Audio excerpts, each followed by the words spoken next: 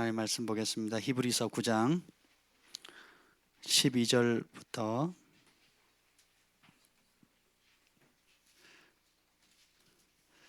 15절까지입니다. 히브리서 9장 12절부터 15절.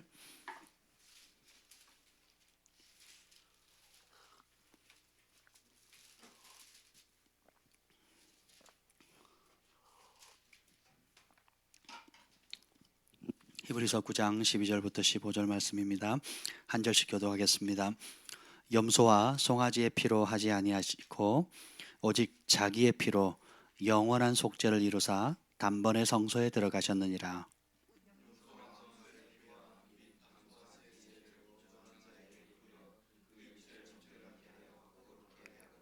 하물며 영원하신 성령으로 말미암아 흠없는 자기를 하나님께 드린 그리스도의 피가 어찌 너희 양심을 죽은 행실에서 깨끗하게 하고 살아계신 하나님을 섬기게 하지 못하겠느냐. 이로 말미암아 새 언약의 중보자시니 이는 첫 언약 때의 범한 죄에서 속량하려고 죽으사 부르심을 입은 자로 하여금 영원한 기업의 약속을 얻게 하려 하심이라. 아멘. 할렐루야. 환절기 가운데 여러분 다시 뵙게 돼서 너무 좋습니다. 오늘은 그 예수님의 보혈의 능력에 대해서 조금 다루려고 해요. 우리가 하나님의 말씀, 하나님께서 베푸신 은혜를 향해 나아갈 때 긍정적인 모습을 취해서 나갈 거냐 혹은 부정적인 모습을 취해 나갈 거냐 하는 것은 우리의 선택입니다. 예를 들면 예수님의 이름의 뜻이 뭐죠? 백성을 죄에서 구원할 자라 그랬잖아요. 그럼 예수님이 오셔서 그 일을 실패하셨어요? 성공하셨어요?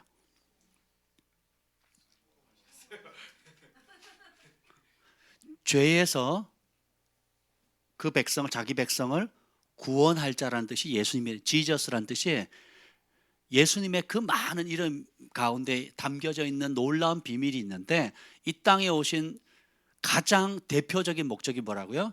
자기 백성을 어디서? 죄에서 구원하시려고요. 몇 가지 죄에서? 확실해요? 내 죄는 안 된다고 생각하잖아요, 여러분. 목사님, 내가 얼마나 반복적으로 그 죄를 지었는지 모르셔서 그럴 거예요. 그 인간이 나한테 지은 죄가 얼마나 큰지 몰라서 그래요. 남에게 저 사람의 죄만큼은 안 될 것 같고 혹은 남 모르는 나만이 가지고 있는 그 죄만큼은 안 될 것 같은 생각을 종종 합니다. 예수님께서 자기 백성을 그 죄에서 구원하려고 오셨단 말이죠. 성공했어요? 실패했어요? 확실하죠? 이걸 잘 지금 마음에 새기셔야 돼요. 여러분 뼈에 새기셔야 됩니다. 성공했습니까? 실패했습니까? 모든 질병의 근원이 뭐예요? 죄잖아요. 모든 관계의 어그러짐의 근본이 뭡니까? 죄잖아요. 그렇죠? 모든 고통의 원인이 뭡니까? 근데 거기서부터 그 죄의 문제를 예수님이 해결하셨죠. 아멘. 그래서 예수님이 피값을 십자가에서 피값을 주고 얻으신 그 권리를 내가 누리는 데 초점을 맞출 거냐? 아니면 그거 믿는데요, 주님. 제가 연약해요. 그리고요. 제가 또 오늘 아내랑 싸웠어요. 또 남모르게 또 죄를 지었어요. 주님, 나는 왜 이렇게 연약하죠? 그 죄는 내가 5년 전에도 회개했고 3년 전에도 회개했고 작년에도 회개했고 올해도 회개했고 어제도 회개하고 오늘도 회개했는데 주님, 나라는 인간은 안 되겠습니다 하면서 어떻게 해요? 보이지 않게 어떻게 해요? 정죄감에 사는 사람들이 의외로 많습니다. 그래서 예수님께서 피값으로 말미암아 죄의 문제를 통해서 구원하셨다는 그 능력의 초점에 맞추는 것이 아니라 내가 얼마나 연약하고 얼마나 무능력하고 또 얼마나 반복적으로 죄를 짓고 있기 때문에 나는 그런 존재이기 때문에 힘없는 존재고, 그래서 마치 예수님의 보혈은 나의 죄의 문제를 해결할 수 없는 것 같은 그런 초점에 맞춰서 정죄감과 수치심 또 무기력함 가운데 살고 있는 사람이 많다라는 겁니다. 여러분 어느 쪽에 더 초점을 맞추고 있습니까? 예수님의 보혈이 줄 수 있는 예수님 보혈 안에 담겨 있는 능력이 뭡니까? 우리의 죄를 사하시고 그 보혈을 말면 우리가 은혜 보좌에 담대히 나아갈 수 있고, 아멘. 은혜 보좌 앞에 담대히 나아가면 또 뭘 누립니까? 하나님께 마음껏 구할 수 있죠. 쭈뼛쭈뼛 눈치 봐가지고 하나님이 기분 좋을 듯한 때만 가는 게 아니에요. 아멘. 제가 지금 임플란트를 했는데 제가 원하는 대로 말이 안 나와요. 치아가 없이 있다가 몇 년간 있다가 지금 이상해요 정말. 지금 입모양도 제가 원하는 모양이 안 되는데 조금 양해해 주시기 바랍니다. 근데 오늘 여러분들에게 꼭 나누고 싶은 게 뭐냐면, 하나님께서 황소의 피 혹은 염소의 피로 말미암아 구약시대 때 그 사람이 죄를 지었을 때 그 피를, 죄를 고백하고 그 피를 바르면 어떻게 됩니까? 그 죄가 용서해지죠. 그래서 피 흘림이 없으면 죄사함도 없다고 오늘 본문 22절에 나와 있습니다. 그러니까 왜냐하면 피 안에 생명이 있기 때문에 생명은 생명으로만 보상이 돼요. 그래서 죄의 삭은 사망이란 말이에요. 그래서 누군가 죄 지으면 죽어야 되는데 그 죽음의 피값을 상쇄시킬 수 있는 유일한 방은 뭐예요? 피라는 겁니다. 그래서 내가 죽어야 되는데 구약에는 대신에 누가 죽어요? 황소와 염소의 피로 말미암아 씻어져요, 안 씻어져요? 씻어졌습니다. 근데 하물며 하나님이신 그 예수님께서 하늘 영광 버리고 우리 인간의 몸을 와서 입고 와서 하나님이자 인간인 예수님께서 저와 여러분의 죄를 위해서 피 흘리셨다면 그 가치는 얼마나 크겠습니까? 아멘. 그래서 하나님의 눈에서 봤을 때 황소의 피나 혹은 염소의 피, 이 두 가지 피보다 그 황소의 피나 동물의 피나 예수님의 피랑 비교했을 때 어느 걸 더 가치 있게 여겼어요? 자, 여러분 선지국 좋아하세요? 네. 소 100마리 잡은 피하고 여러분의 아들의 피가 있다. 어느 게 더 가치가 있겠어요? 비교가 불가능하죠. 1000마리면 뭐 바꿔주시겠어요? 자식을 안 낳아본 사람 몰라요. 그죠? 소 100마리, 1000마리, 억마리라 할지라도 동물이 아무리 헤아릴 수 없이 많은 피를 흘려서 잡았다 할지라도 내 친자식 하나, 혹은 그게 독생자라고 생각해 보세요. 독자라고 생각해 보세요. 여러분 여기 독자 있습니까? 여기? 난 뭐라 그러죠?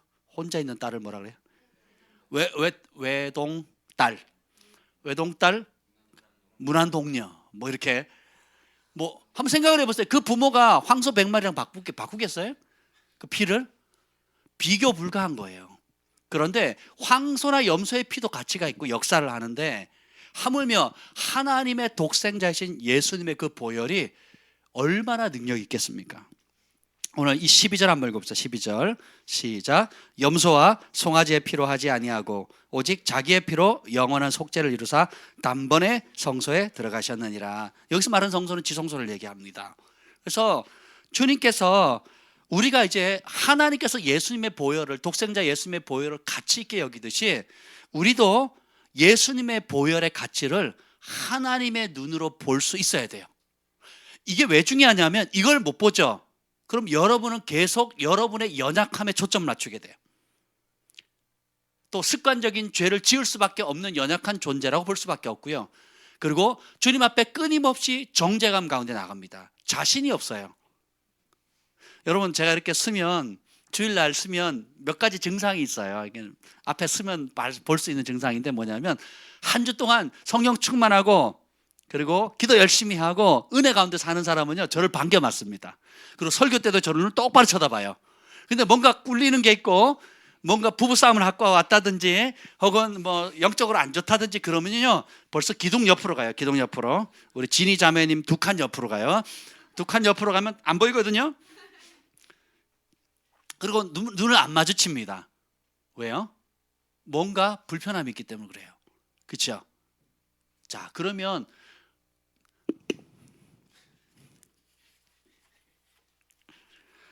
우리 마음 가운데 사람이 사람 관계 속에서도 불편하면 대화하고 싶어요? 하기 싫어요? 뭔가 꿀리는 게 있다, 아니면 뭔가 밉다, 아니면 뭔가 내가 잘못한 게 있다, 그럼 그 사람 피해요, 다가가요? 피하게 되죠. 뭔가 도움 부탁이 있다, 담대하게 나갈 수 있어요? 못 나가는 겁니다. 그래서 사단은 거짓의 압이에요. 그래서 예수님의 그 보혈의 가치를 못 보게 합니다. 그리고 어떻게 해요? 내가 얼마나 자격 없는 존재인가를 계속 묵상하게 만들어요. 그래서 한번 생각해 보세요.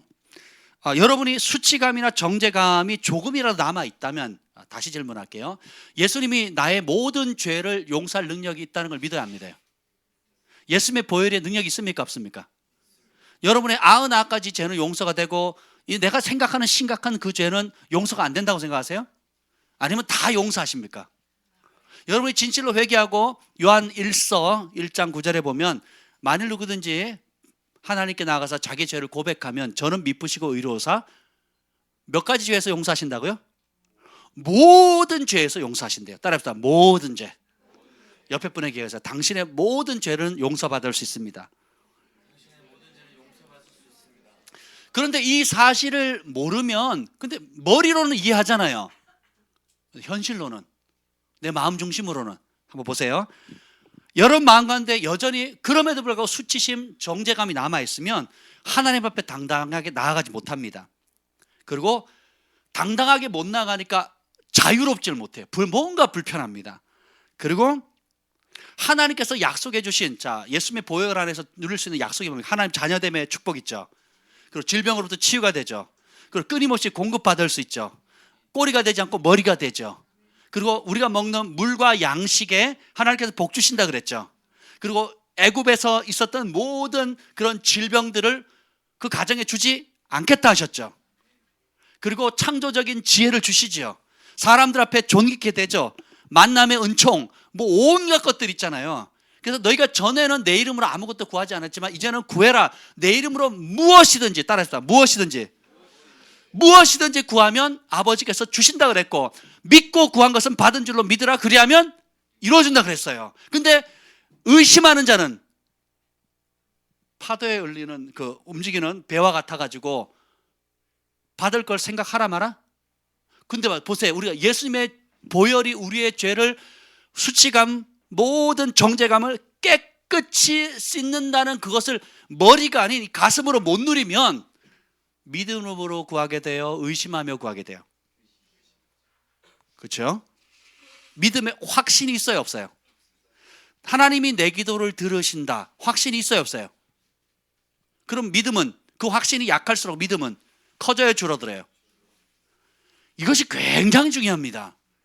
예수님의 보혈이 나의 죄를 깨끗이 씻었다는 그 확신, 그리고 그 약속이, 그 감정적 확신이 아니에요. 불변하는 하나님의 말씀입니다. 주님께서 이제까지 여러분이 지었던 모든 죄를 다 기억하고 계실까요? 주님이 용서하셨다, 사했다 할 때, 그리고 대속했다, 송영했다 할 때 그 뜻이 뭔지 아세요? 구약에서는 뭐냐면 덮었다는 뜻이에요. 그냥 죄를 보면 하나님께서 돌격해서 쳐서 죽이니까 그냥 덮어버리는 거예요. 그래서 1년간 유효합니다. 대제사장이 1년에 한 번 대속죄일에 지성소에 가서 어떻게 해요? 뿌리죠. 자기를 위해서 먼저 잡고 그 다음에 백성의 죄를 위해서. 그러면 백성들의 1년의 죄가 덮이는 겁니다. 양심을 깨끗하게 해요 못해요? 못하는 거예요. 다만 하나님께서 주시는 심판을 덮어버리는 겁니다. 그런데 신약의 법은 오늘 읽어봅시다. 어떻게 됩니까? 14절 읽어보겠습니다. 14절 시작. 하물며 영원하신 성령으로 말미암아 흠없는 자기를 하나님께 드린 그리스도의 피가 어찌 너희 양심을 죽은 행실에서 깨끗하게 하고 살아계신 하나님을 섬기게 하지 못하겠느냐. 아멘. 이 예수님의 보혈은 바로 그냥 덮어버리는 차원이 아니라요, 깨끗하게 지우는데 없었던 것처럼 지워버리는 거예요. 그래서 누구든지 그리스도 안에 있으면 새로운 피조물이라 이전 것은 지나갔으니 보라 새 것이 됐다는 것은 중고차 샀다는 게 아니에요. 고장난 차 깨끗이 고쳐가지고 몇 가지 새로운 부품 갈아 껴가지고 새롭게 만들었다는 뜻이 아닙니다. 우리 경환이가 태어났을 때가 떠올라요. 핏덩어리로 벌건 것을 닦아가지고 제가 안았어요. 세상에 경환이는 주한이의 실패작을 고쳐가지고 경환이를 만든 게 아니잖아요. 그렇잖아요. 주한이는 주한인 거고 경환이는 경환. 브랜드 뉴. 아주 새 것인 거예요. 그것처럼 하나님께서 여러분이 이제까지 지었던 모든 죄를 제한형제처럼 쫙 메모했다가 기록했다가 저장해뒀다가 그것도 모자라가지고 또 다른 저장과 사이버 공간에다 막 저장해서 결코 잊지 못하도록 그렇게 아주 소중하게 간직하는 분처럼 우리가 될 때가 많다는 거예요.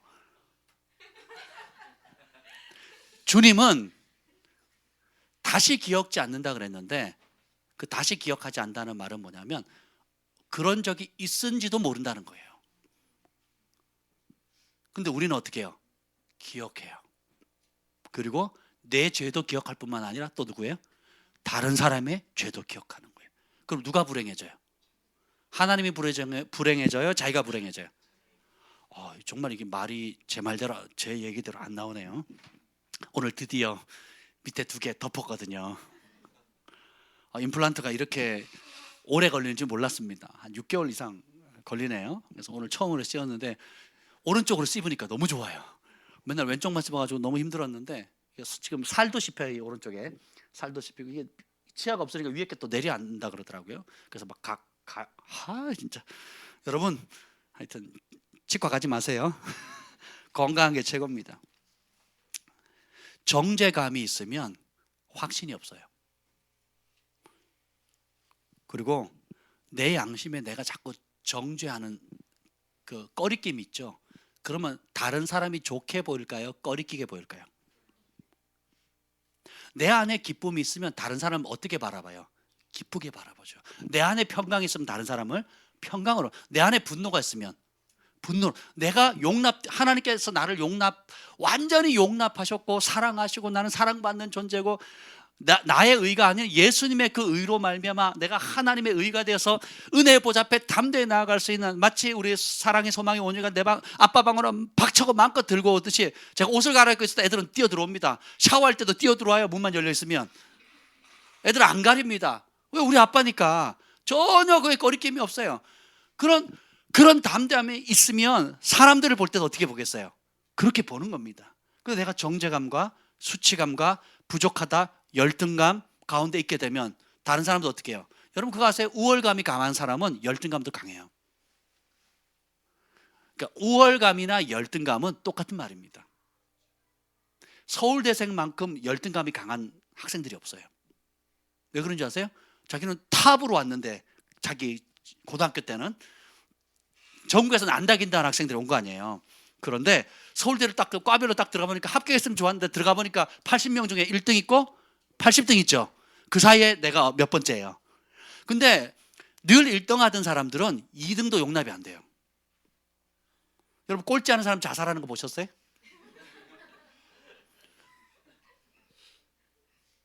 누가 자살했어요? 2등 했다고. 잊을만 하면 사회 뉴스에 나오잖아요. 자기 2등 했다고 못 견뎌하는 거예요. 제 친구가 초, 중, 고등학교를 늘 1등만 하고 다녔어요. 늘 1등만 하고 다녔거든요.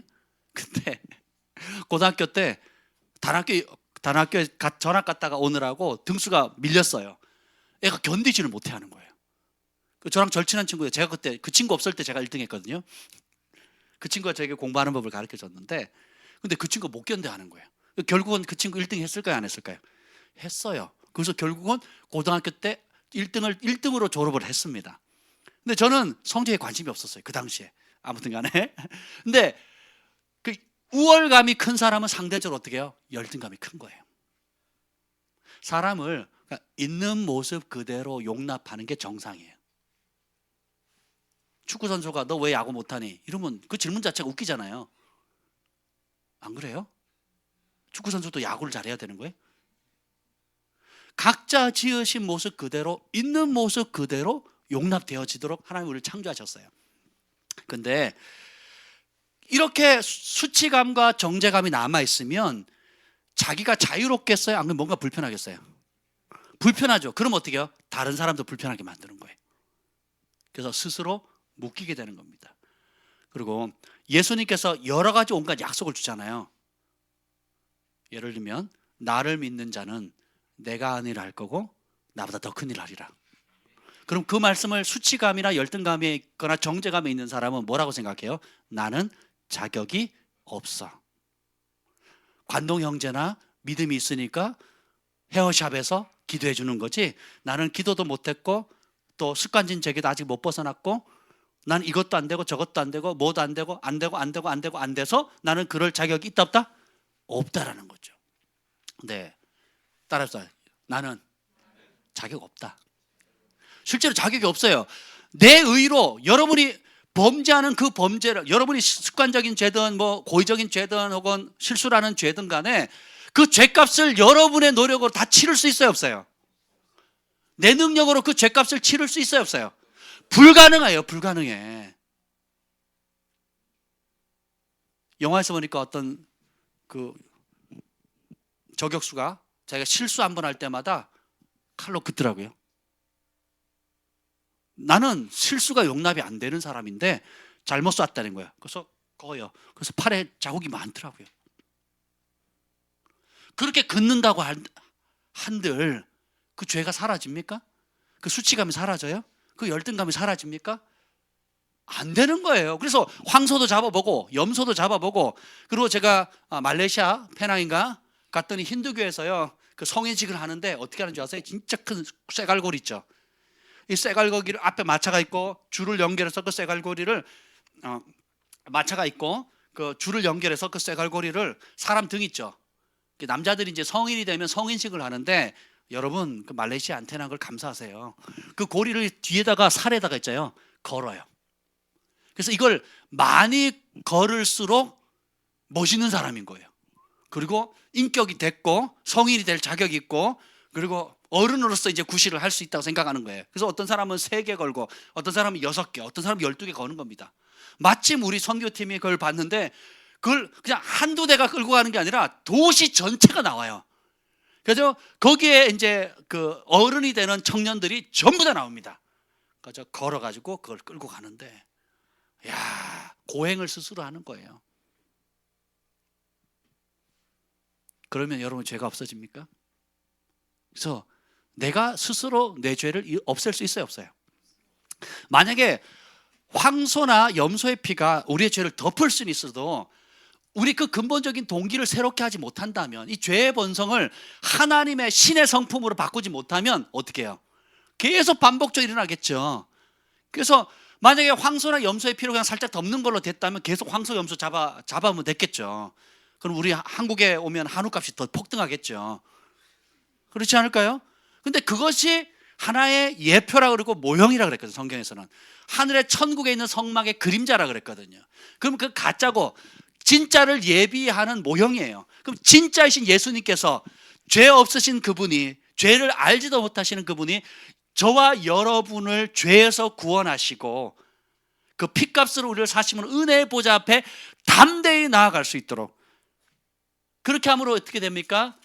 하나님께서 이제는 하나님의 법을 우리의 마음과 생각 속에 둔다는 거예요. 그리고 하나님의 영을 우리의 마음 속에 둔다는 거예요. 그래서 오늘 히브리서 8장 10절 한번 읽어보겠습니다. 8장 10절. 히브리서 8장 10절 한번 읽어보겠습니다. 시작.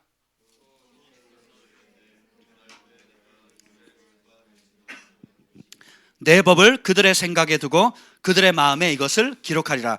나는 그들의 하나님이 되고 그들은 내게 백성이 되리라.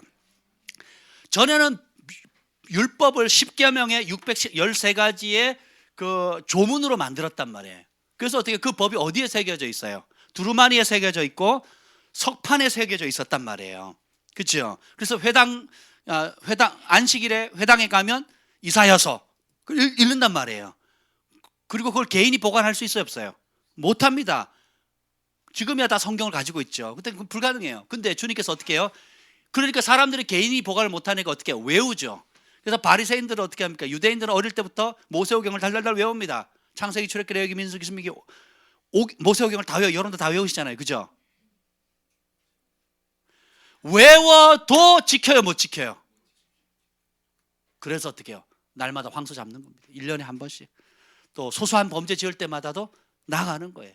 그래서 이것이 하나의 모형인데, 이런 모든, 그러니까 늘 부족할 수밖에 없고 늘 질 수밖에 없고 늘 깨뜨릴 수밖에 없고, 그러니까 하나님 앞에 떳떳이 구해요 못 구해요? 못 구하게 되는 겁니다. 근데 우리 예수님께서 오셔서 그런 모든 것들을 깨끗이 사해 주신데 마치 한 번도 죄를 짓지 않은 것처럼 우리를 새롭게 합니다. 그래서 누구든지 그리스도 안에 있으면 새로운 피조물이라 이전 것은 지나갔대요. 제가 예수님을 알기 전 그리고 예수 믿고 났을 때 지었던 죄들이 있었는데 그걸 하나님께 고백을 했어요. 그 성령 충만할 때는 내가 하나님의 자녀, 나는 주의 자녀, 두려움도 없고 성령 충만하고 하늘의 기쁨과 24시간 찬양하고 막 그러다가 영적으로 좀 침체하거나 다운되거나 혹은 나도 내 마음을 가누지 못할 때는 뭐가 떠오르겠어? 사단이 이전에 지었던 죄들을 극심한 것부터 내 마음에 죄를 지으면요 그 당한 사람만 피해자만 상처받는 게 아니에요. 가해자도요 그 상처가 남아요. 오죽하면 그 짓을 했겠어요. 한번 생각해 보세요. 오죽하면 그 짓을 했겠냐고요. 그러니까 피해자만 고통이 있는 게 아니라 가해자도 그 사람 때문에도 고통받고 그런 자기 자신 때문에 고통이 남아 있습니다. 근데 사단은 어떻게 해요? 그걸 틈을 타는 겁니다. 그래서 어떻게 해요? 그걸 떠오르게 해요. 그래서 너는 기도할 자격이 없고 그래서 네 기도는 하나님 안 들어. 너는 사랑받을 자격이 없어. 너는 더 이상 소망이 없어. 거기서 못 빠져나오잖아. 그만 못 빠져나오잖아. 그렇지 안 되지. 그래서 어떻게 해요? 예수님께서 예수님의 보혈이 핏값을 주고 사서 할 수 있는 것에 초점을 맞추는 것이 아니라 안 되잖아 안 되잖아 안 되잖아 라고 하는 그 절망감에 계속 거짓말로 빠뜨리는 거예요.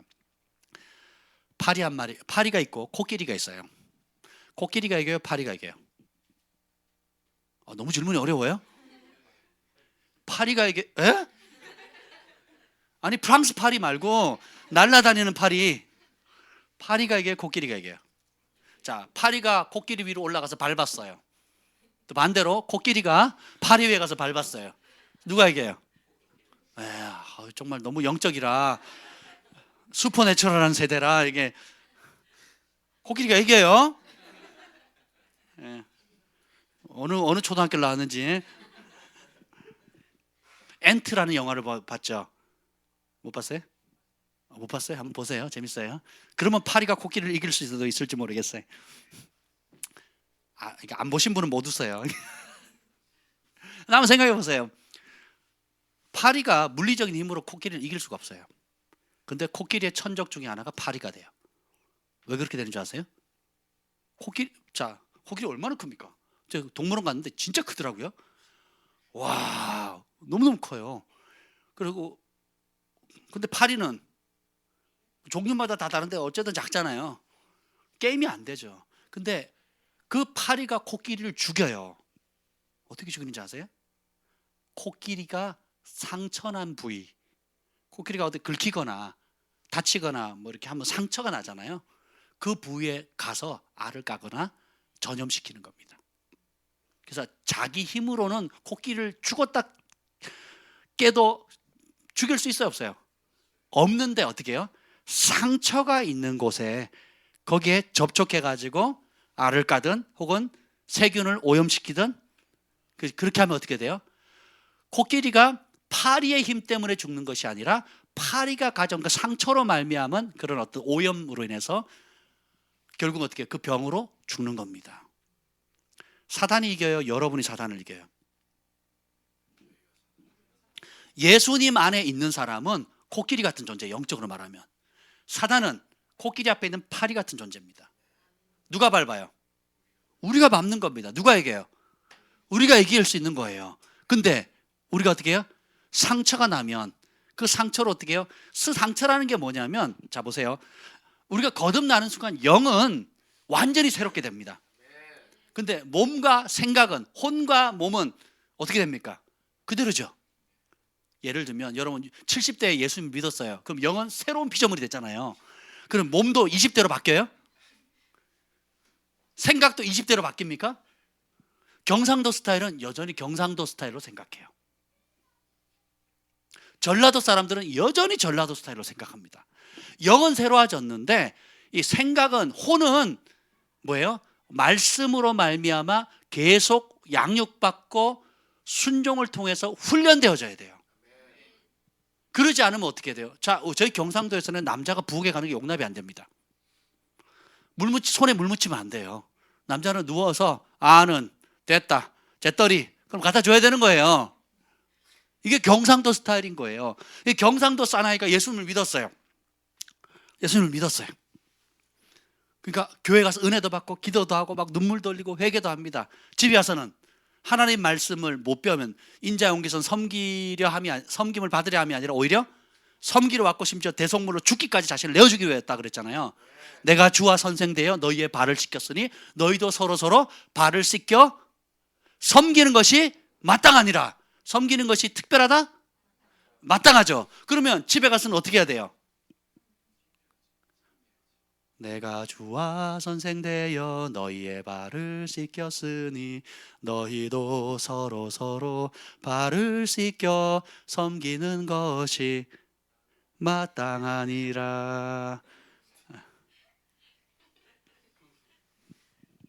근데 생각은 아직 바뀌지 않았죠. 생각은 어떻게 바뀌느냐? 하나님의 말씀에 모든 생각을 복종시켜야 돼요. 제가 얘기를 했잖아요. 천국은 여러분의 말씀, 여러분의 생각이 하나님의 말씀으로 바뀌는 곳만 천국을 경험한다고요. 자, 부부 사이에 자 봅시다. 요즘은 또 남녀 평등이잖아요. 우리 부모님 세대는 그 아버지는 독재자예요. 어머니는 희생자입니다. 밥하고 설거지하고 애들 양육하고 또 돈 못 벌으면 돈도 벌어오고 그러면서도 아버지는 구박하고 밥상 뒤집어 엎고 또 돈 생기면 나가서 술 마시고 도박하고, 그죠? 우리 집은 안 그랬어요. 우리 집에. 그러면서 어머니는 당할 수밖에 없었던 거예요. 그죠? 근데 그런 아비의 세대들이 예수님을 믿게 되면 어떻게 됩니까? 일단 회개는 하겠죠. 근데 그런 습관이 하루아침에 빠져요, 안 빠져요? 안 빠지는 거예요. 우리 다음 세대는, 젊은 세대는 어떤지 아세요? 남녀 평등 세대입니다. 남자건 여자건 다 이제 우리 부모님들은 초등학교도 못 나온 분들이 한둘이 아닌데 보릿고개 시절인데 우리는 기본이 대졸이에요, 대졸. 그리고 내내 민주주의가 어떻고 그리고 남녀 평등이 어떻고 여자의 권리가 어떻고 그래서 인권을 되찾아야 되고, 그죠? 좋은 거예요, 나쁜 거예요? 아, 나빠요. 우리는 민주주의 사회에 살고 있지 않습니다. 하나님이 다스리는, 왕이 다스리는 왕정 정치 가운데 살고 있어요. 여러분의 집안 민주주의예요, 왕정이에요?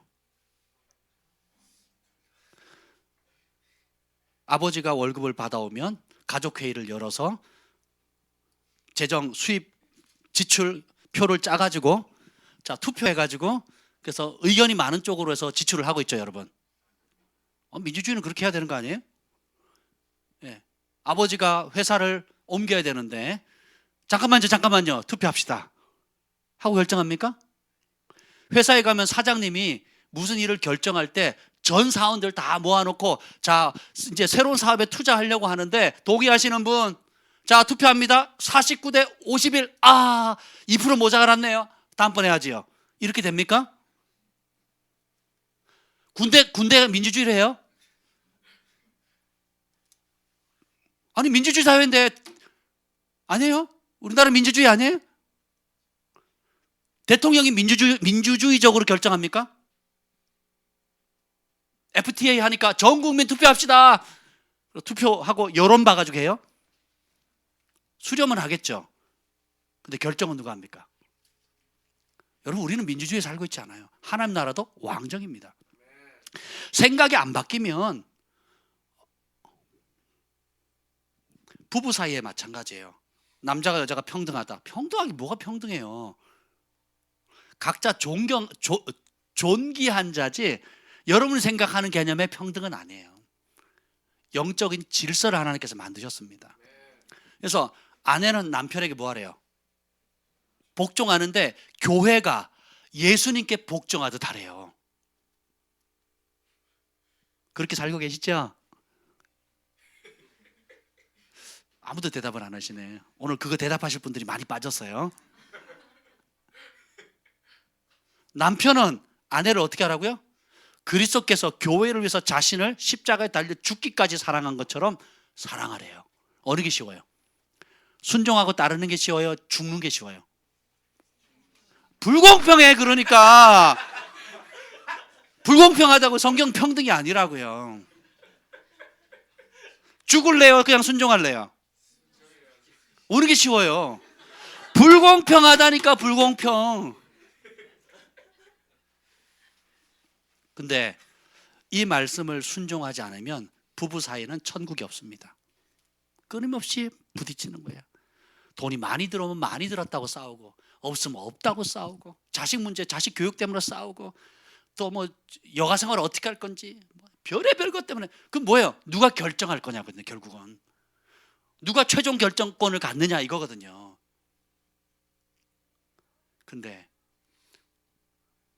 교회 와서 아무리 금식하고 기도하고 성가대 봉사하고 찬양하고 뭐 3시간씩 막 방언으로 기도하고 40일 금식을 2번 해도 아내는 남편을 복종하지 않으면 행복이 없습니다. 남편은 아내를 사랑할 때 행복해요. 재정의 영역, 건강의 영역, 관계의 영역.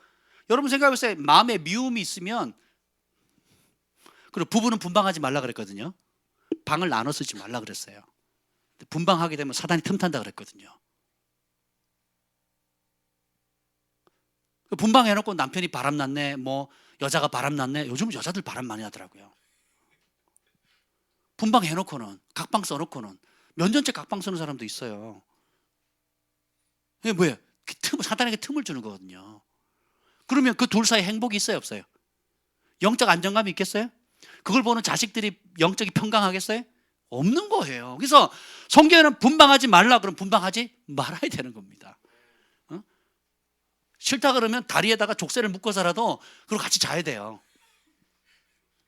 같은 방 공간 안에 있어야 됩니다. 싫더라도 등을 지고 같이 누웠더라도 하여튼 한 방에 있어야 돼요. 문 바깥으로 나가면 안 돼요.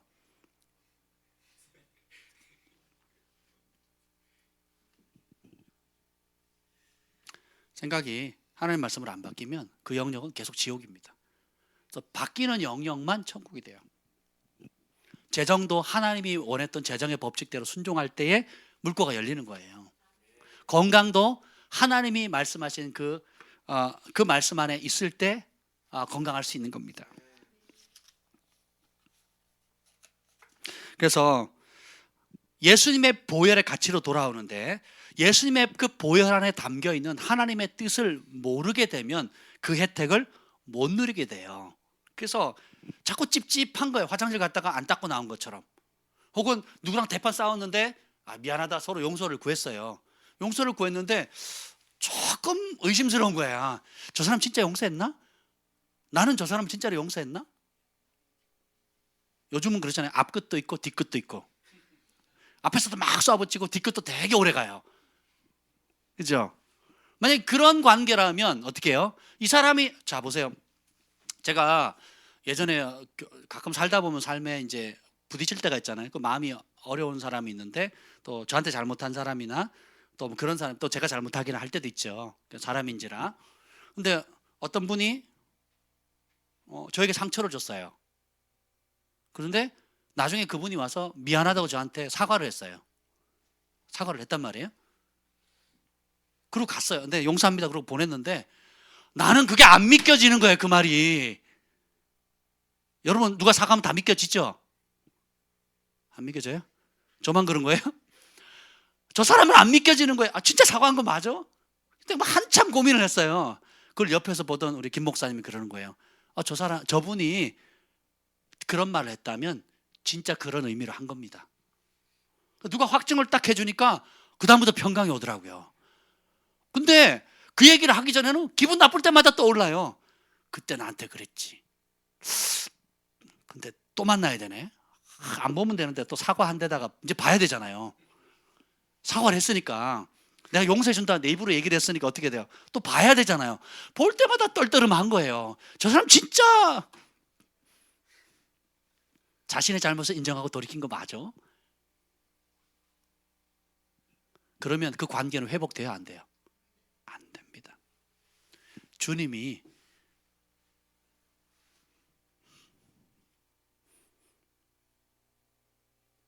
우리가 우리의 죄를 자백하면 저는 미쁘시고 의로우사 우리의 모든 죄에서 깨끗하게 하신다 그랬잖아요. 아멘. 예수님의 이름이 자기 백성을 그 죄에서 구원한다라 그랬죠. 너희 죄가 주홍같이 붉을지라도 흰 눈보다 양털보다 더 깨끗해져. 동이 서에서 먼 것 같이 내가 너희 죄가를 기억한다 안 한다. 그리고 하나님은 용서하기를 어렵게 하시는 분이에요, 즐거워하시는 분이에요? 사유하기를 즐거워하신다 그랬거든요. 하나님의 속성 자체가 사유하기를 즐거워합니다. 우리 아이들에게 뭘 잘못했을 때 매를 들어요. 그러면 사랑이는 얼른 꼬리를 내리고 잘못했어야 하고 안 그렇게 하고 고칩니다. 그럼 매를 맞아요, 안 맞아요?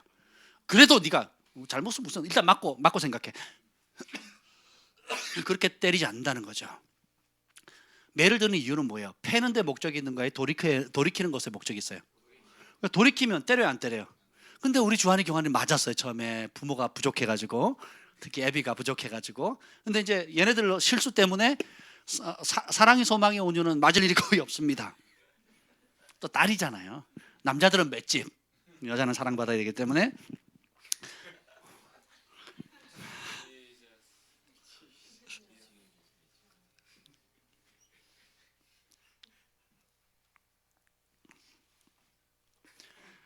하나님이 예수님, 독자이신 예수님의 피값을 통해서 그 우리에게 주신 것이 얼마나 고귀한 건지를 모르게 되면 계속 어떻게 해요? 수치심, 죄의식, 자격 부족. 나는 용납받지 못했어. 내가 용납받지 못했다고 생각하면 주님, 그 죄는 정말 깨끗이 없애준 거 맞아요? 정말 다시 기억하지 않는 거 맞아요? 머리로는 이해가 되는데 마음에는 앙금처럼 남아있는 거예요. 그렇죠? 근데 주님께서는 어떻게 해요? 누구든지 그리스도 안에 있으면 새로운 피조물이라. 완전히 새로운 존재로 자신을 봐야 돼요.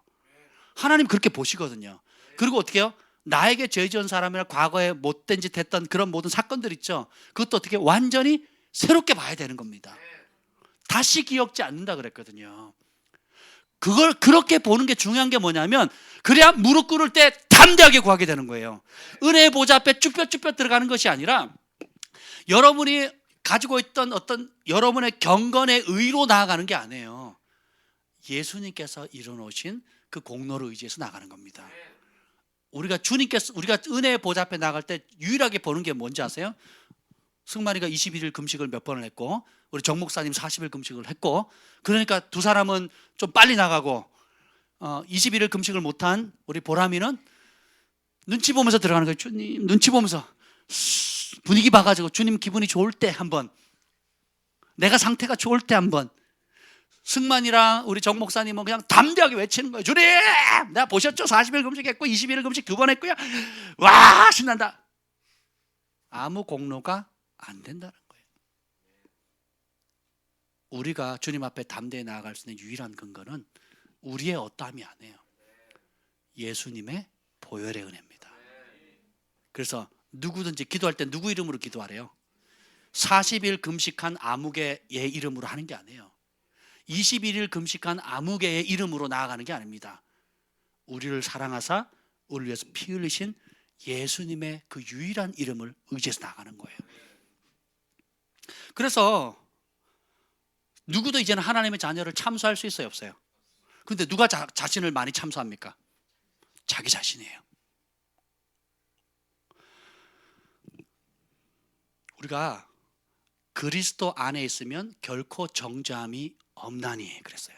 따라서 never, ever. 결코 정죄함이 없대요. 조건 하나밖에 없습니다. 그리스도 안에, 예수님 안에, 예수님의 말씀 안에. 그래서 어떻게 해요? 요한일서에 보면 그 혜택을 못 볼 수 있는 유일한 방법이 뭐냐? 그 예수님이 핏값을 하신 그 보혈의 은혜를 못 받을 수 있는 유일한 근거는 뭐냐? 만일 우리의 죄를 자백하지 않으면, 자백하지 않는다는 건 뭐예요? 만약에 컵이라고 생각해 보세요. 컵. 그 은혜의 보좌, 은혜의 컵이라고 생각해 보세요. 그것이 예수님인데 그 안에 들어가 있으면 그 혜택을 누려요. 그런데 만일 우리가 혹시 하나님의 자녀는 범죄한다 안 한다? 안 한다고 나왔어요. 근데 혹 우리가 범죄하면 요한일서 2장 1절에 보면 우리에게 대속자가 있다 그랬어요. 우리의 죄를 변호해 주는 사람이 있다는 겁니다. 그래서 마치 4천만 원 빚 때문에 잠을 못 자는 거예요. 못 갚아가지고. 그래서 고소당해가지고 법원에 갔습니다. 법원에 갔는데 판사가 국가에서 이런 케이스를 위해서 보조해 준다고. 그래서 4천만 원 갚을 필요 없습니다 하고 땅 쳤어요. 그리고 국가가 그 돈을 대신 지불합니다. 그러면 그 4천만 원 때문에 잠 못 자고 몇 달을 보냈는데 앞으로 잠 못 잘 일이 있어요, 없어요? 없지요. 그런데 판결이 났음에도 불구하고 내 수중에 돈이 들어와요, 안 들어와요? 안 들어왔죠. 그것 때문에 돈이 정말 들어온 거 맞아? 들어올 거야? 들어온 거 맞아? 안 들어왔어. 들어온 거야. 계속 고민하면서 지내면 어리석은 사람 아니겠어요?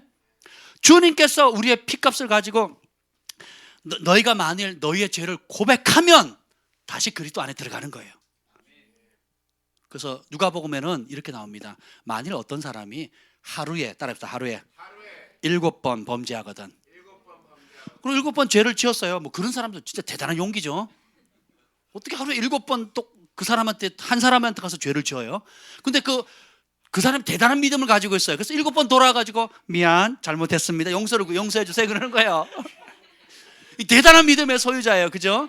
7번 잘못 범하기도 어려운데 범한 때 족족 와가지고 한번 생각해 보세요. 여러분이 반복적으로 짓는 죄에 대해서 한번 생각해 보세요. 하루에 7번 그 죄를 짓습니까? 주님께서 그 7번 죄를 짓는 사람에게 5번까지는 용서하고 6번째부터는 안 된다 그러셨어요? 주님 뭐예요?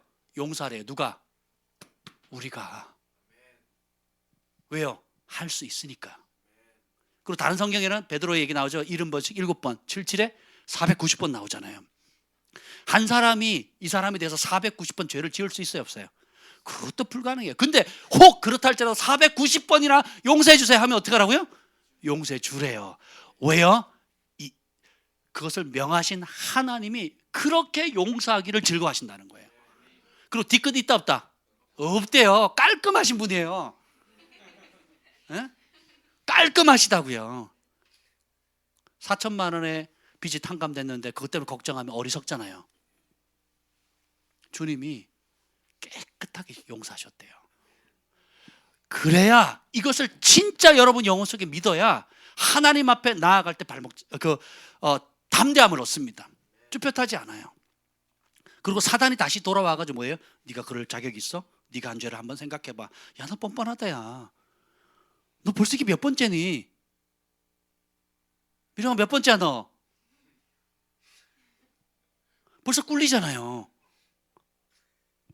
제가 얘기를 하잖아요. 하나님 앞에 나아갈 때 우리 크리스찬은 우리 하나님 앞에 나아갈 때 뒤로 자빠지면 안 돼요. 배째 그리고 잠수 타고 도망가 버리면 안 되고 어떻게 돼요? 앞으로 자빠져요. 예수님의 발치 앞에 엎드리는 겁니다. 긍휼이 풍성하신 하나님께서 용서해 줄 뿐만 아니라 다시 일어날 수 있는 힘을 주시는 거예요. 아멘. 그래서 여러분들이 내 죄의 능력을 묵상할 거냐, 그 죄를 깨끗하게 사해 주시는 예수님의 보혈의 능력을 묵상할 거냐, 정죄감에 집중할 거냐, 하나님이 나를 깨끗하게 씻었을 뿐만 아니라 따뜻하게 용납해 주셨다는 것에 초점을 맞출 거냐. 남의 자식은 패면요 도망갑니다. 내 자식은 품에 안겨요. 그 차이가 뭔지 아세요? 내가 용납됐다는 걸 알기 때문에 그렇습니다. 남의 자식은 저 사람이 날 용납하지 않고 내 잘못에 대해서 벌 준다고 생각하니까 도망가는 거죠. 시골에 있을 때 내가 오해를 받아가지고 동네 할아버지가 제 친구랑 있는데 비닐하우스를 쳐다보기만 했는데 도둑질 한 줄 알고는 어떻게 한 줄 아세요? 옆으로 지나는데 안녕하세요 하는 순간에 옆에 몽둥이 잡고 오지게 팼어요, 저희를. 그 저희가 어떻게 해요? 용서해 주세요 하고 다리 부둥이 잡고 용서해 줄 줄 믿습니다. 그랬을까요? 도망갔죠. 그리고 몇 달을 그 할아버지 피해 다녔어요. 저 사람 제정신이 아니다. 근데 제가 초등학교 5학년 때 바지에 똥을 쌌습니다. 겨울에. 어디 있을 때도 다 꽁꽁꽁 얼었어요. 그래서 어떻게 하겠어요? 나는 집에 가면 안 돼. 우리 엄마가 혼낼 거야. 우리 아빠가 동네 창피하다고 난리를 칠 거야. 몽둥이로 맞을 거야. 그러니까 가면 안 돼. 그랬겠어요? 어떻게 했겠습니까? 집으로 갔어요. 어머니가 물 데워주셔가지고 씻겨주시고 새 옷 입혀주셨어요. 그리고 야야 어디 아팠냐? 그 한마디 해주시는데 막 어머니의 사랑이 막 쫙 느껴지는 거예요. 하나님은 사랑이 많은 분이 아니세요. 사랑 그 자체입니다. 모든 이 땅에 존재하는 아름다운 사랑의 근원이세요. 그분이 용서하기를 즐거워하십니다. 용서하시면 뒤끝이 없어요. 많은 크리스찬들이 죄는 자백하는데 자신이 하나님과의 관계가 그 순간에 회복되어졌다고 생각을 못해요. 마치 모세를 대적했던 미리암이 문둥병이 바래잖아요. 그래서 부모에게도 침 뱉으면 그 수치를 받지 않겠느냐 해서 7일 동안 집 밖에 내버려주잖아요. 그러니까 우리가 그런 느낌인 거예요. 주님이 용서해 줬는데 네가 벌써 이게 49번째지. 일주일 동안 근신 툭 문둥병 바라고 집 바깥에서 근신하고 있는 것처럼 주님이 용서를 해주면 그렇게 뒤끝 남기고 용서해 줄 것처럼 우리가 생각하잖아요. 안 그래요? 그렇지 않습니까? 용서받아 할렐루야 내가 하나님의 자녀입니다. 주님 감사합니다. 그 은혜 감사합니다. 이렇게 반응하세요? 어떻게 반응하십니까? 여러분 표정이 다 나와 있어요. 어떤 그리스도인이라도 자기의 죄를 고백하면 더 이상 하나님과의 교제가 깨어진 상태가 아니에요. 그 말은 뭐예요? 담대히 하나님 앞에 나아갈 수 있다는 겁니다. 아버지는 용서하시고 나를 그 죄를 잊어버리세요. 그런데 하나님의 자녀가 그 용서받은 자신들의 죄를 다시 생각하는 것은 어떤 죄인 줄 아세요? 예수님의 그 보혈의 능력과 그 하나님이 용서해 주다는 그 말씀에 대한 모욕을 주는 겁니다.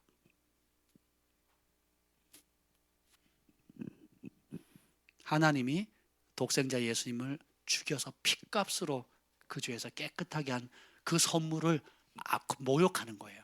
안 받겠다, 나한테는 역사하지 않는다, 나에게는 소용이 없다라고 거부하는 죄입니다.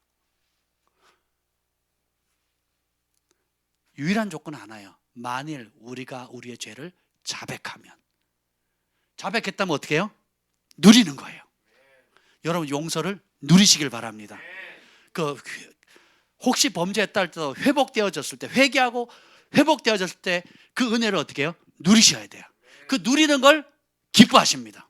제가 어머니가 바지에 똥 닦아주고 그 똥 묻은 걸 다 치워주시고 씻어주신 다음 새 옷 입혀줬는데 내가 방에 들어가가지고 쭈구리 앉아가 쪽팔려가지고 방에 나오지도 않고 밥도 안 먹고 내가 5학년이 돼가지고 한탄하고 있고 동네 쪽팔려서 우리 부모님 창피해. 아무리 가족이지만 내가 쪽팔려서 그러고 있다면 여러분 어떻게 되겠어요?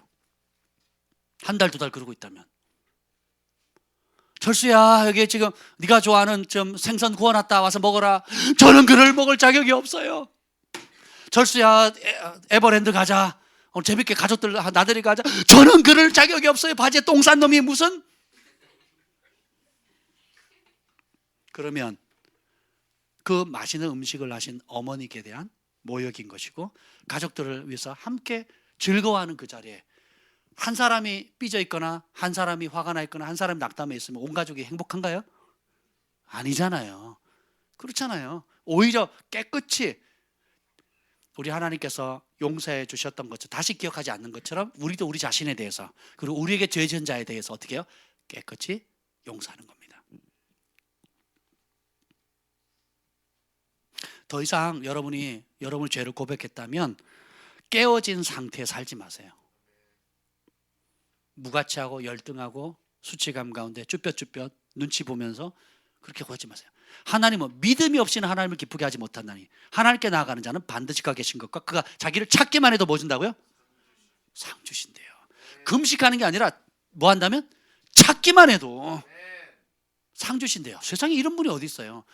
여러분 제가 가끔 이제 부산에 가는데 부산에 가면 제가 존경하는 정경 목사님 계세요. 찾기만 해도 회사 주십니다. 찾기만 해도 양복 자켓을 해줘요. 찾기만 해도 와이셔츠에 넥타이를 해줍니다. 그래서 갔을 때 빈손으로 온 적이 없어요. 우리가 좋은 영적 지도자 한 분을 만나거나 또 우리를 사랑해주는 어떤 우리를 아껴주는 한 사람을 만나도 찾기만 해도 국물이 떨어지잖아요. 그렇지 않나요? 그래서 저는 회 먹고 싶으면 몇 군데 가는 데가 있어요. 군산에 가면 게장을 사줘요. 그리고 이번에 군산 갔는데 회를 아주 맛있는 걸 사주셨습니다. 두 분 목사님이 회를 사주셨어요. 찾기만 해도 사랑하니까. 따라서 해보자. 사랑하니까. 근데 우리는 자꾸 이 복음을 받아들일 때 안 될 거, 못할 거, 또 내 자신의 허물, 코끼리가 마치 상처났는데 자기가 가지고 있는 큰 힘과 잠재력보다는 상처났어, 파리가 날라들어, 큰일 났다,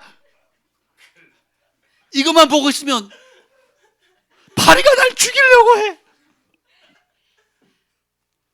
우리 주한이가 그랬어요. 예전에 내가 물에 데려갔더니 아빠가 날 죽이려고 해 막 이러면 그랬단 말이에요.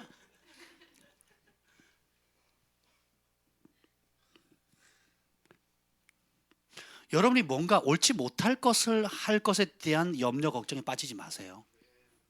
그게 속는 겁니다.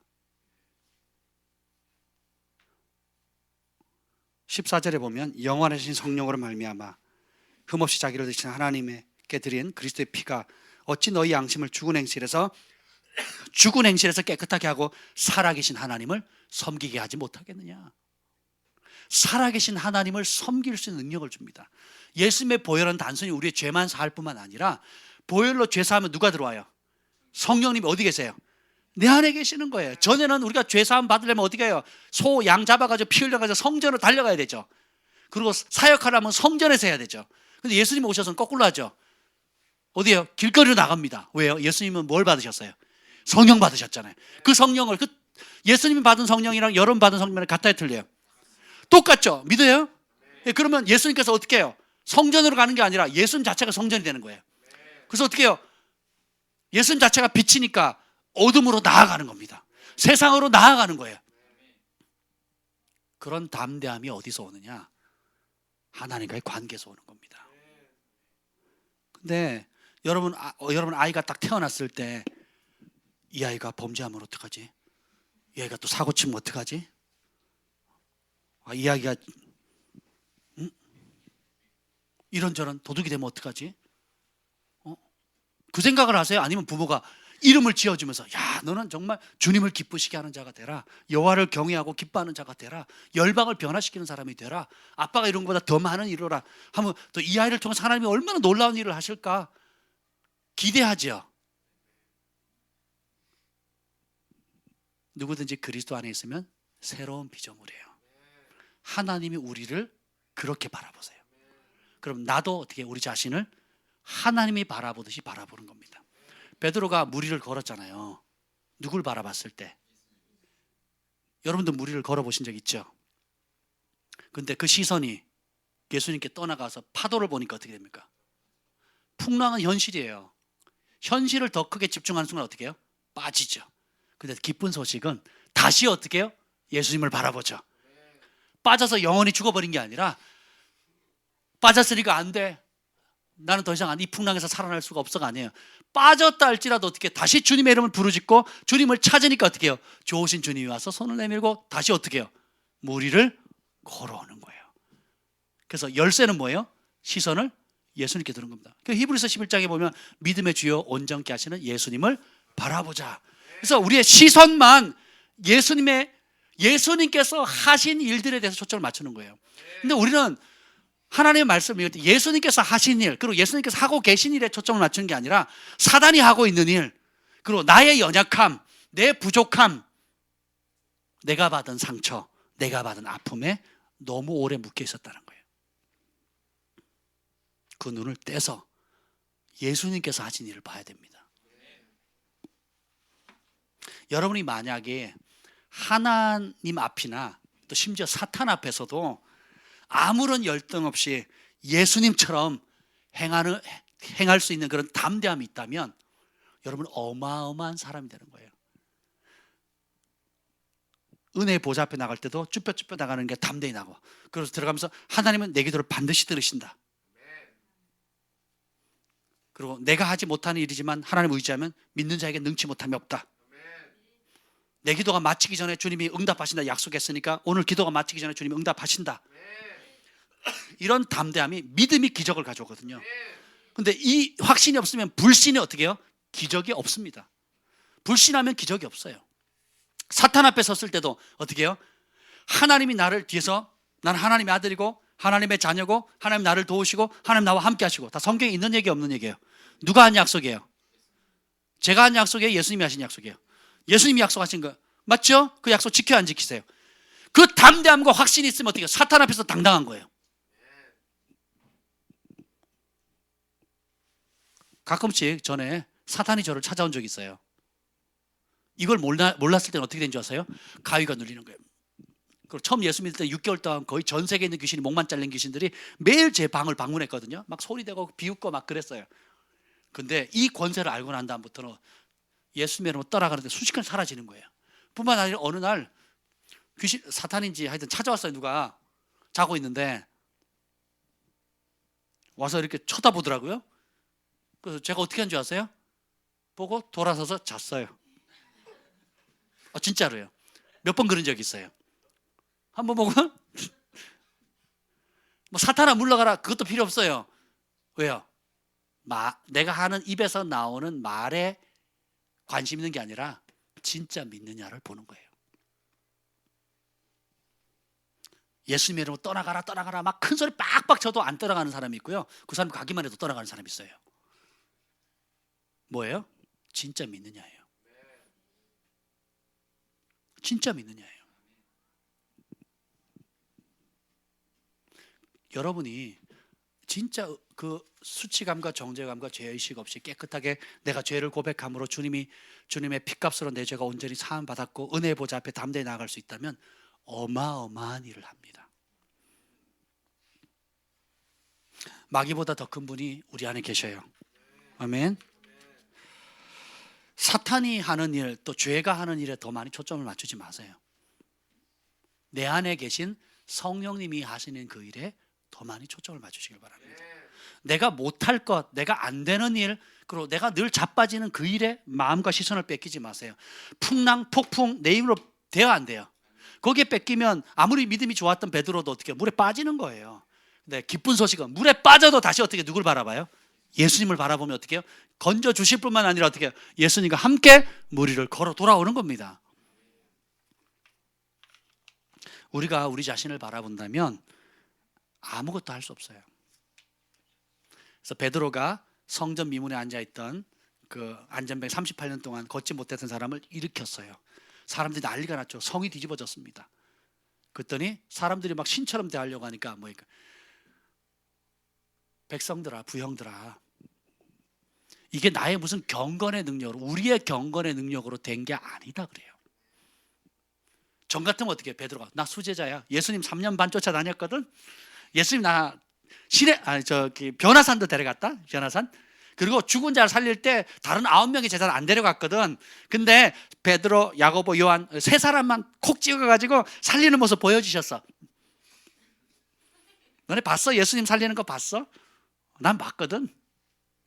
그러니까 예수님이 나한테 9 제자들보다 더 큰 권세를 줬고 세 제자 중에서도 나를 최고로 이뻐해 주셨거든. 나를 믿음 있다고 반석이라 그러셨어. 반석. 천국 열쇠 주신다 그랬단 말이야. 난 대단한 사람이거든. 그렇게 해서 안전뱅이를 이렇게 해요? 부형들아, 어찌 나의 능력, 나의 경건으로 이 사람을 안전뱅이를 이긴 것처럼 생각하느냐? 은과 금은 내게 없거니와 내게 있는 것으로 내게 주노니 곧 나사렛 예수의 이름으로 일어나 걸어라. 그래서 예수님의 이름이 이 사람을 일으켰다라는 거예요. 예수님이 피값을 치르고 얻어낸 그 예수님의 그 존귀한 이름이 기적을 일으켰다는 겁니다. 그 예수님의 이름이 여러분에게 주어졌어요. 모든 하나님의 자녀는 이 예수님의 이름을 사용할 수 있는 권리를 받았습니다. 예수님의 이름으로 귀신을 내어쫓고, 예수님의 이름으로 은혜의 보좌 앞에 담대히 나가고, 예수님의 이름으로 내 죄사함을 받고, 예수님의 이름으로 두려움이 없어요. 예수님의 이름으로 기적을 행합니다. 예수님의 이름으로서 어떻게 해요? 죄를 넉넉히 이기는 거예요. 예수님의 이름으로 세상을 이기는 사람이 됩니다. 우리가 세상을 못 이기면 누가 이겨요? 근데 예수님이 없으면, 예수님의 이름이 없으면 나는 연약해요. 수치감에, 정죄감에, 낙담, 좌절하고 습관적인 죄에 헤어나오지 못하고 늪에 빠진 사람처럼 뺑뺑뺑뺑뺑 쳇바퀴 도는 삶을 사는 겁니다. 안 되는 것에 초점을 맞추지 마세요. 나의 연약함에 초점을 맞추지 마세요. 다 똑같습니다. 인간은 소망이 없어요. 근데 예수님 안에 있는 사람은 무한합니다. 믿음의 주여 온전케 하시는 예수님을 바라봅시다. 주님께서 우리를 새로운 피조물을 받으시고 만드시고는 거기다가 어떻게 해요? 아버지의 영을 부어주시는 거예요. 그 성령은 뭐예요? 신의 성품입니다. 하나님의 본성을 불어넣어 주시는 거예요. 예수님이 하나님인데 인간이 되셨잖아요. 하나님과 인간 사이를 연합시키기 위해서요. 근데 우리는 인간이잖아요.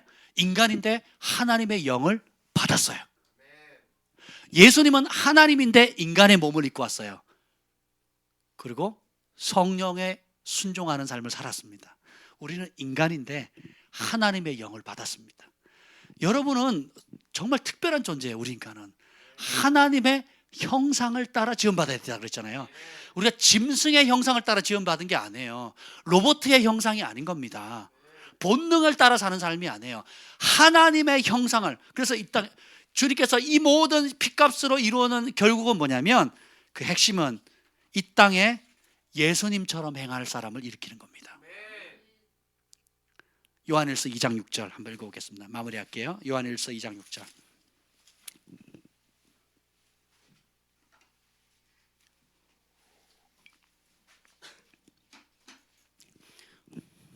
(2장 6절입니다) 요한 1서 2장 6절 한 목소리. 제가 사인할 때마다 이 구절을 사인을 해요. 사인을 할 때마다 이 말씀이 너무 좋아서 한 목소리 읽겠습니다. 시작. 그의 안에 산다고 하는 자는 그가 행하시는 대로 자기도 행할지라. 여러분 예수님 안에 살고 있습니까? 예수님 안에 있습니까? 그러면 어떻게 해요? 예수님 안에 산다고 하는 사람은 예수님이 행하시는 대로 자기도 행할지라. 예수님이 겸손하셨죠? 나도 겸손한 거예요. 예수님 온유하셨죠? 나도 온유한 겁니다. 예수님 거룩하셨죠?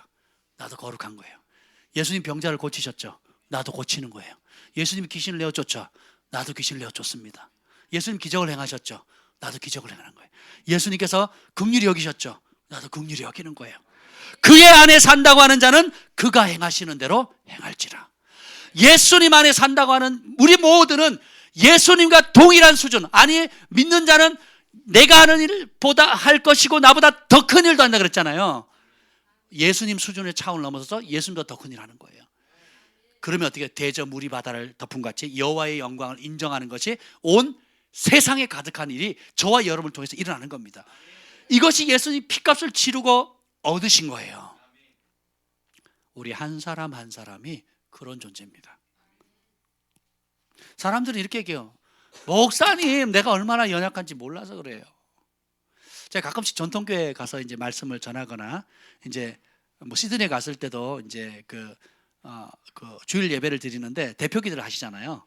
그 대표 기도를 들으면 제가 막 힘들어요. 막 대표 기도를 하면 막 같이 기도가 막 해서 쫙 올라가는 게 아니라 대표 기도를 들으면 귀를 막고 싶고 막 가슴이 미어져요. 그러면서 맨날 똑같이 하는 기도 제목들이 있거든요. 특히 장로님들, 권사님들. 주님, 한 주 동안도 내가 죄를 지었습니다. 알고도 지은 죄, 모르고도 지은 죄 용서해 주시옵소서. 근데 그 다음 주에 권사님 바톤 이어봤죠? 그 기도는 똑같이 합니다. 알고도 지은 죄, 모르고도 지은 죄. 그 막 가슴이 막 메어지는 것 같아요. 우리가 뭐예요? 자빠질 수밖에 없고 쓰러질 수밖에 없고 패배할 수밖에 없고, 그러니까 늘 죄의 그 멍에 아래에서 그냥 헤어나지 못하는 그런 삶을 살다가 주님 주일날 왔으니까 제발 좀 씻어주세요 구걸하는 거예요. 근데 예수님의 이름이 뭐라고요? 뜻이? 자기 백성을 죄에서 구원하셨대. 그것이 성취됐어요? 성공했습니까? 실패했습니까? 그럼 그 혜택을 여러분 누려야 돼요? 안 누려야 돼요? 누리고 있습니까? 누리셔야 합니다. 사단은 거짓말, 거짓의 압이에요. 그래서 어떻게 해요? 네가 정말로 자격 있어? 그러고도 너 또 그랬잖아. 안 한다 그랬잖아 지난번에. 뻔뻔하기는. 스스로 그렇게 생각해 본 적 없어요? 스스로 자신에 대해서 그렇게 남이 보든 안 보든 기도하는 시간에 집에서 기도하든 길거리에서 하든 교회 와서 기도하든 감히 내가 이런 나도 주님이 용납해 주실까 고민해 본 적 있으시죠? 생각해 보세요. 요한일서 아까 읽었죠? 1장 9절 읽어보세요. 1장 9절. 요한 1서 1장 9절 시작. 만일 우리가 우리 죄를 자백하면 뭐하면? 그대로 시인하는 겁니다. 인정하는 거예요. 고백하는 겁니다. 그는 미쁘다는 게 믿음직스럽다는 거거든요. faithful, 신실하다는 뜻입니다. 그는 미쁘시고 의로사 우리의 죄를 뭐 한다고요? 용서해 준대요. 아, 목사님 잠깐만요. 제가 그 몇 번이나 회개했는지 몰라요. 근데 하루에 7번도 어떻게 해요?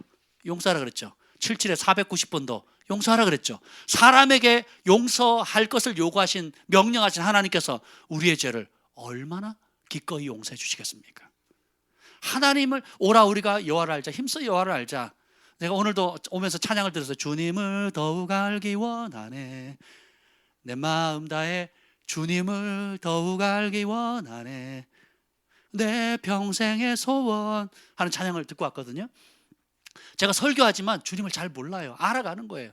그분을 알기에는 가장 가까이 모시는 스랍천사도 주님을 지금부터 창세일부터 주님을 알아가는데 다 모르잖아요. 그죠? 하나님 만드신 우주도 지금 계속 팽창하고 있거든요. 다 모르는 겁니다. 그러니까 우리가 주님을 좀 안다고 생각하지만, 나름 그래도 신앙생활 30년 40년 했으면 좀 배웠다고 생각하지만 실제로는 뭐예요? 잘 몰라요. 우리가 우리의 죄를 자백하면 그건 미쁘시고 이래서 우리 죄를 용서하실 거예요. 우리를 몇 가지 불의에서? 모든 불의에서 깨끗하게 하신대요. 이게 복음입니다. 넌 그러니까 안 돼, 뻔뻔스럽게. 넌 또 그러니까 안 돼. 이게 복음이 아니에요. 모든 불의에서 깨끗하게 하시는 예수님의 보혈의 능력이 구원입니다. 그것이 복음이에요. 어디에 초점 맞추시겠습니까? 여러분의 자신의 연약함의 풍랑에 초점을 맞추시겠어요? 아니면 예수님께서 하신 일에 초점을 맞추시겠습니까? 여러분의 육신의 한계에 초점을 맞추시겠어요? 아니면 여러분 안에 거하시는 예수님의 영에, 성령님께 초점을 맞추시겠습니까? 그러면 기도도 달라져요. 그 담대함과 응답에 대한 확신과 내가 구하는 기도는 아들로서 나아가는 거예요. 노예로, 종으로, 죄인으로 나아가는 게, 여러분 따라합시다. 나는 은혜로 구원받은 죄인이 아니다. 제가 신학교 내내 그거 배웠어요. 여러분은 은혜로 구원받은 죄인입니다. 겸손하게. 여러분 은혜로 구원받은 죄인이 아니에요. 은혜로 구원받은 하나님의 아들, 딸입니다. 아멘. 내가 죄인이라 생각하면 뭐해요? 죄 짓잖아요. 의인이라 생각하면 의롭잖아요. 죄인이 은혜의 보좌 앞에 담대히 나아가요? 못 가죠. 그렇잖아요. 하나님께서 여러분을 보듯이 보셔야 돼요. 그럼 내가 자유케 되면 다른 사람을 그렇게 봅니다. 나 같은 사람도 주님이 이렇게 변화시켰고, 나 같은 사람도 이렇게 용납해 주셨고, 나같이 이렇게 무수히 죄를 범했어도 내가 진실하게 고백하고 회개했을 때 용납하시는 그 사랑을 받으면 어떻게 해요? 다른 사람도 용납하게 되는 겁니다. 모든 불의에서 깨끗하게 한다는 것은 흔적마저도 없앤다는 거예요. 그 사건 자체를 완전히 말소시켜버리는 겁니다. 주님이 나에게 그렇게 대하셨으니까 나도 어떻게 해요? 우리가 우리에게 죄 지은 자를 용서해 주는 거예요. 제가 이 사실을 알았을 때 다른 사람의 죄를 용납하거나 용서해 주는 속도가 굉장히 빨라졌어요. 때로는 몇 년이 걸릴 때도 있었지만 그 속도가 굉장히 빨라졌습니다. 전에는 용서하는 게 어려웠어요. 왠지 아세요? 나는 의인이고 나는 착한 사람이고 저 사람 못된 사람인 거예요. 나 같으면 저렇게 안 해. 내 머릿속에는 나 같으면 절대로 그 짓을 못해요. 그러니까 용서가 돼요, 안 돼요? 내 눈에는 그 사람이 뭐예요? 인간도 아닌 거예요. 짐승만도 못한 거예요. 개돼지만도 못한 거예요. 그리고 용서가 돼요, 안 돼요? 저게 인간이야? 용서가 안 되죠. 근데 내가 주님 앞에 용서받았고 어떤 모습이었는데, 어떤 반복적이고 연약하고 고의적이고 이런 죄 가운데서, 이런 거 가운데 예수님의 보혈을 깨끗하게 하셨고 그 깨끗한 거 한 곳에 성령님을 부어줌으로 말미암아 이제는 내가 이 땅에서 예수님처럼 하나님 앞에 담대하고 사탄 앞에서도 담대히 설 수 있는 그런 존귀한 존재로 만드셨다는 걸 알게 되면 다른 사람을 용납하는 폭이 넓어지는 겁니다. 용서가 쉬워져요. 축복하는 게 쉬워집니다. 그리고 내 자신의 연약함에 묵상하는 데 초점을 맞추는 것이 아니라 주님이 그런 나에게 행하신 주님의 위대하심에 초점을 맞추게 돼요. 시선을 바꾸세요. 자기를 묵상한 삶에서 주님을 묵상하는 거예요. 내가 했던 죄에 대한 정죄감과 수치심에 묵상하는 삶에서 어떻게 해요? 그것을 깨끗하게 씻을 뿐만 아니라 잠시 뭘 이렇게 가리려고 덮어놓는 차원이 아니라 어떻게 해요? 없었던 것처럼, 아예 짖지 않은 것처럼 아예 깨끗하게 만들어버린 겁니다. 그러면 자신을 바라보는 눈도 달라지고 다른 사람을 바라보는 눈도 틀려지는 거예요. 그러면 그 은혜를 가지고 내 의나 내 선함이나 내가 했던 경건의 노력 때문에 나아가는 게 아니라 내 영적 컨디션이나 상황 때문에 나아가는 것이 아니라 황소의 염소의 피가 아닌 예수 그리스도의 보혈을 의지해서 어떻게 해요? 은혜의 보좌 앞에 담대히 나아가는 것입니다. 아멘. 오늘 그 권리를 취하시길 바라요. 이걸 모르면 또 쭈뼛쭈뼛이에요. 이걸 모르면 또 정죄감과 수치심과 열등감과 우월감에 빠져 있는 겁니다. 근데 이걸 알면 은혜의 보좌 앞에 담대히 나가야 돼요. 그 믿음이 기적을 가져옵니다. 그 믿음이 예수님의 약속 안에 있는 모든 치유와 회복과 기적과 공급과 은총을 끌어당기는 거예요. 믿음이 없이는 하나님을 기쁘시게 하지 못한다. 뒤집어 놓으면 믿기만 하면 하나님 기뻐하신대요.